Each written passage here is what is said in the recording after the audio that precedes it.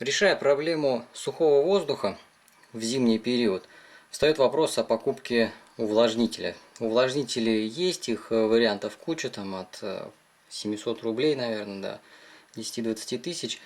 Но бюджетные варианты, с ними проблема в том, что их постоянно нужно наполнять, те 1,5 или 2 там, литра, сколько есть. Они за ночь уже все испаряются, и постоянно бегать нужно и пополнять. Эта заморочка не решает вопрос. Тут отдельного человека можно нанимать, чтобы все это делать. Значит, самый простой вариант – это сделать увлажнитель помощнее, который будет более сильно увлажнять, не так, как те покупные, и подключить напрямую его питание постоянно, чтобы не бегать, не набирать. Значит, у меня вариант получился вот такой. Этих вариантов в Гугле очень много, то есть вы можете посмотреть. Единственное, что я делал это с расчетом на то, что будет подпитка постоянная воды. То есть здесь с Алиэкспресса заказан такой поплавковый клапан. Работает по аналогии с бачком в унитазе. То есть когда вода поднимается, перекрывается поток воды. Здесь я поставил утяжелитель, то есть чтобы отрегулировать. Ну и пришлось немножко вот так вот приподнять заднюю часть, чтобы слишком рано вода останавливается, а ниже не опустишь. То есть это вопрос настроек. Здесь тоже с Алиэкспресса 24-вольтовая мембрана, ультразвуковая. Работает хорошо, без проблем. Единственная проблема, что кулера-то у нас 12-вольтовые, а питание 24-вольтовое. Я питание 24 вольта разорвал, пустил на саму мембрану 24 вольта, соответственно, а в другую веточку 24 вольт на вот такой преобразователь. Тоже рублей 50 на Алиэкспрессе стоит. Тут от 0 до скольки там, до 22 вольт, что ли, написано входящее напряжение. И здесь подобие потенциометра такой.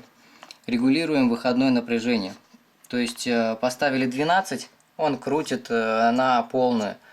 Но это шумновато, а быстро мне не нужно. То есть крутим и делаем так, чтобы и поток был нормальный, и шума не особо было.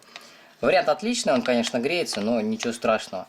Вот, оставил его вот таком в открытом положении, чтобы регулировать надо было, если что. Здесь вот, как видно, потолок, поэтому снизу будет вот просто вот такой вот видок.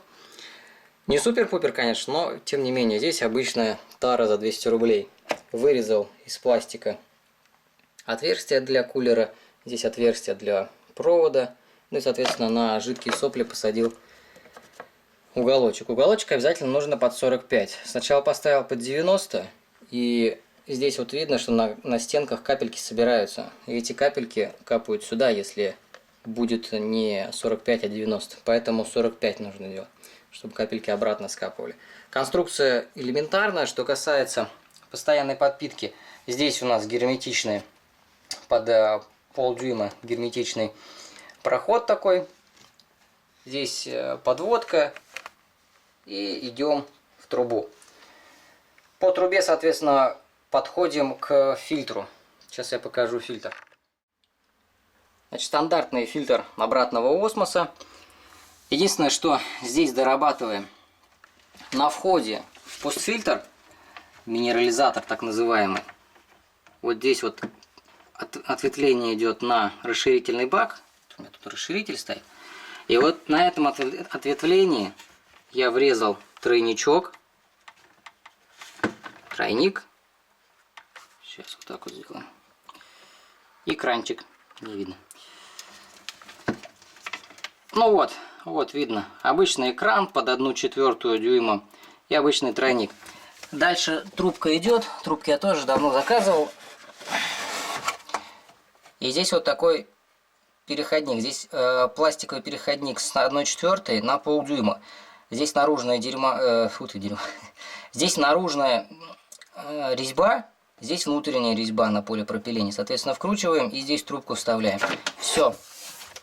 Когда надо, кран открываем и пошло увлажнение. То есть у нас поступает в увлажнитель вода после мембраны. Не после постфильтра, нам это не надо, а после мембраны, потому что обычную воду туда пускать нельзя. Если туда обычную воду пустить, то мало того, что сама мембрана сама ультразвуковой испаритель покроется известью. Там еще и вся коробка эта пластиковая известью покроется. Ну и все помещение, если будет увлажненный воздух с этой известью, тоже будет постепенно налет такой образовываться. Поэтому это не вариант. Можно, конечно, вообще отдельную мембрану пустить, то есть отдельно собрать корпус, взять, вот этот четырехходовой взять, там обратный клапан, ограничитель потока, еще один слив сделать, то есть отдельно. Но я с этим не заморачивался, в принципе там расход не такой большой, и одна мембрана вполне справляется. У меня еще и запасная есть. Это скоро под замену, поэтому ничего страшного, я посчитал, там нагрузка дополнительная небольшая. Но само по себе увлажнение воздуха, оно для иммунитета, для комфорта, это намного дороже, чем вся эта система и прочее. То есть вот такая нехитрая схема позволяет уже не думать об увлажнении. Что касается контроля уровня влажности, то такой увлажнитель не увлажнить в зимнее время больше 50% влажности относительной, если есть нормальная вентиляция. Если вентиляции нету, то тут делать надо вентиляцию. Без вентиляции вообще жить нельзя. Поэтому тут проблемы нету. Как-то регулировать датчиками влажности я заморачиваться не буду. Больше влажности не будет. У меня и приток есть, и вытяжка, поэтому все это будет меняться достаточно быстро, и проблем с этим не возникнет. Вот такая вот система. Ну и покажу, как это все в работе. Значит, вот он подключен. Сейчас вода пока не наполняется, у меня там подсыхает герметик на резьбе. Сейчас вот я все это закрою.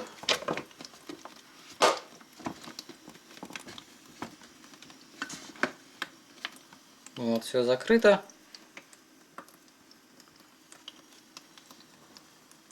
Ну вот, видно, что идет пар. По звуку я вот чуть отойду.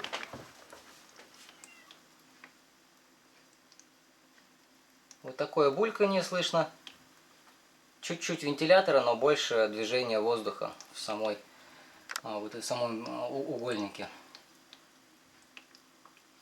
Ну и все, и так он будет круглосуточно работать.